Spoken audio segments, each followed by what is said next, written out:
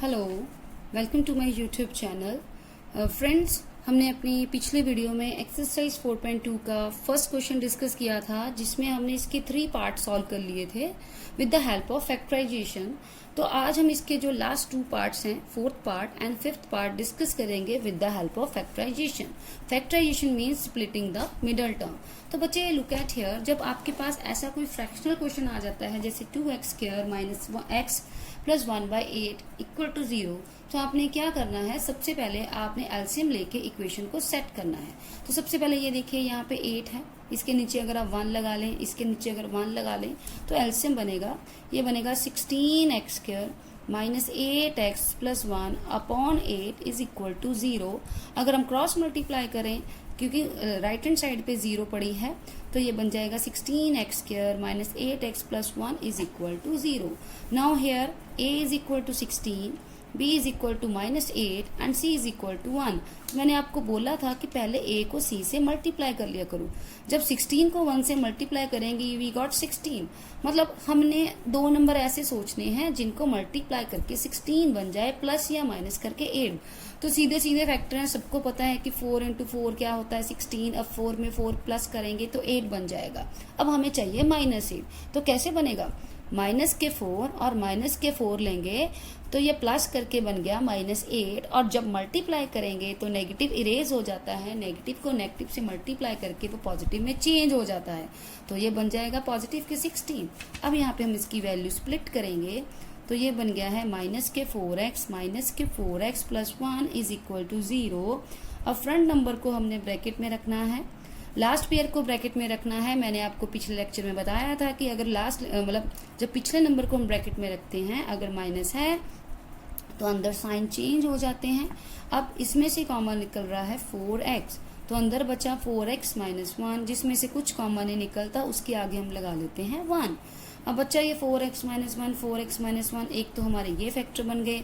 अब इसके आगे क्या है 4x, अब इसके आगे क्या है माइनस 1, एक ये फैक्टर बन गए। तो एक बार इसको 0 करेंगे तो we got x equal to 1/4। Similarly अगर इसको हम इक्वल टू 0 रखेंगे, we got x equal to 1/4. So this is the root, this is the zeros of the quadratic equation. Come to next. Here in this quadratic equation, 100x² minus 20x plus 1 is equal to 0, a is equal to 100, b is equal to minus 20 and c is equal to 1. Again you know, if we multiply a with c, we got 100 into 100.